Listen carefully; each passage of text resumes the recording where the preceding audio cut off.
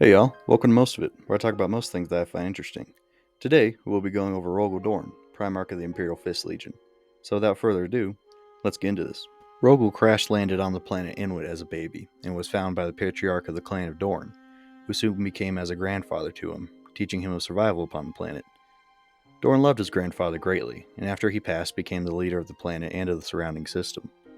Dorn also discovered a strange structure known as the Phalanx, which orbited Inwit and eventually reactivated it. Soon the Great Crusade reached Inwit, with Dorn greeting the Emperor and agreeing to serve him. The Emperor introduced Dorn to his new legion, the Imperial Fists, with the Phalanx now serving as the Legion's fortress monastery. During the Great Crusade, Rogal proved himself fiercely loyal to his father, being an exemplar of truth and even earning himself a statue on Terra. It was said that Dorn had the best strategic mind of all the Primarchs, boasting the discipline of Rabute Gilliman and the courage of the Lion, while not being rigid enough to become closed off to moments of inspiration, similar to Leman Russ and Jagatai Khan. Even Horus said that if Dorn and his sons held a fortress and the Luna Wolves attacked it, it would result in an eternal stalemate. When the Emperor returned to Terra to work on his secret project, he took Dorn with him, tasking him with the construction of the planet's defenses, much to the ire of his brother Perturabo. Dorn established many rivalries with his brothers Conrad Kurz for his atrocities, and Perturabo, who saw him as a source of competition. At the end of the Great Crusade, the Imperial Fists were installed as the guards of Terra as the Emperor continued his secret works. However, before all of Dorn's sons could arrive on Terra, the Horus Heresy began, stranding some Imperial Fist ships due to warp storms, with one eventually stumbling upon a Death Guard ship, the Eisenstein, whose passengers revealed the War Master's treachery to the Primarch, who initially refused to believe it, flying into a rage and almost killing Nathaniel Garrow, who would convince Dorn of the truth. Rogal rushed back to Terra and began further fortifications, both of the Imperial Palace and the Sol system as a whole, effectively managing the Loyalist war effort by himself. Soon, during the Battle of Pluto, Dorn would kill his brother Alfarius. We think. It's the Alpha Legion, you can never be 100% sure. Soon, Dorn met with his brother Vulcan, who, upon seeing his brother exhausted from the war effort, embraced him in one of his signature hugs, and returned to Terra with him, where Rogal held a war council with his brothers Leman Russ, Jagatai Khan, and Sanguinius, and Malcador the Sigillite, during which Russ announced that he and his legion would depart to kill Horus, which Dorn begged him not to do, to no avail. The traitor forces eventually arrived at the Sol system, bringing about the final phase of the Solar War. Dorn faced many demons who had managed to open a warp portal aboard the Phalanx, ending with the ship being sent to the outskirts of the system and Rogal returning to Terra to finalize preparations for the coming siege. He forbid his brothers from leaving the Imperial Palace's walls, intending to stall the traitor legions long enough for Rabute Gilliman and his Ultramarines to arrive and shift the tide of the battle. But he soon reneged on this order, allowing Sanguinius and his sons to lead a counterattack outside the walls. Dorn soon took the field himself, assisting his son Sigismund in defeating a chaos-empowered world eater named Karn, and allowing Loyalist forces to retreat to safety. It was at this time his rival Perturabo would descend from aboard his ship, with Dorn attempting to goad his traitor's brother into battle to buy himself more time. But Perturabo refused his challenge, saying that only after Terra's defenses had fallen would he slay his brother.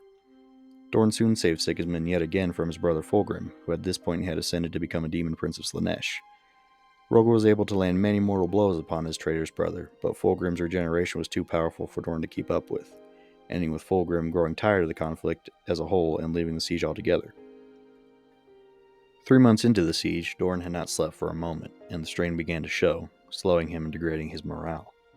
He decided privately that the battle was lost, yet still worked with all his might to preserve what he could. Soon, it was decided that a last-ditch effort would be made, with the Emperor, Dorn, and Sanguinius teleporting aboard Horus's warship, the Vengeful Spirit, to cut the head off the snake. But upon arrival, Dorn was separated from the party, with him ending up in an endless desert. For what seemed to him to be centuries, he wandered it, completely alone, save for the corpses of his sons around him. Slowly, he began to forget himself, only remembering his own name as the Chaos God Khorne began to corrupt his soul. But through sheer force of will, he was able to resist corruption, with the voice of Khorne himself becoming frustrated with the stalwartness of the Primarch.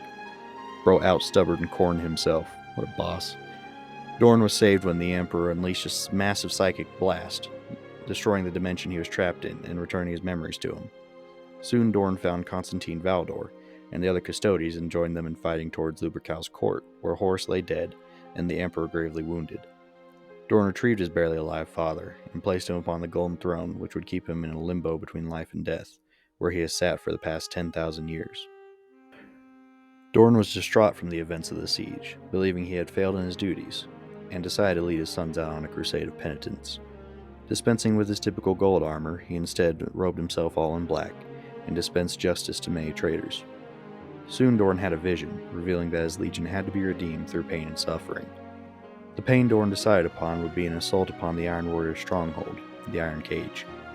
Rogal led his sons in a weeks-long assault, with the Iron Warriors claiming that Dorn and his sons would have been wiped out had it not been for the intervening of Rabute Gilliman and the Ultramarines.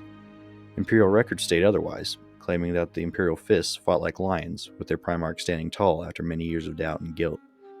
The conflict ended with Perturabo and his sons fleeing into the Eye of Terror, with the Imperial Fists having suffered staggering losses, but having proved and redeemed themselves. Dorn spent the next 20 years rebuilding and reforming his legion to fit with the newly written Codex Astartes, splitting his legion into chapters, such as the Black Templars and the Crimson Fists.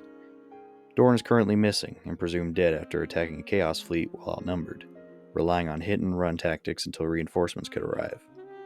Dorn went missing aboard one of the ships, with only one of his hands being recovered, which is now kept in stasis and honored by his sons. So that's what his story stands for now. Rogal Dorn's is a story of bending but never breaking. His will was strong, yet flexible, in contrast with his brother Perturabo. He is one of the Primarchs whose loyalty was never once questioned, and he played a key role in preserving the Imperium. Dorn is, at the end of the day, a man who is simply trying his best, and I find that very compelling.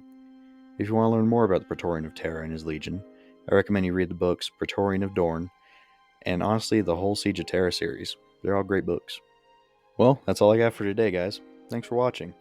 Like and subscribe if you enjoyed the video, and comment down below what you'd like to see me cover next, whether Warhammer related or otherwise. And with all that said, I'll see y'all later.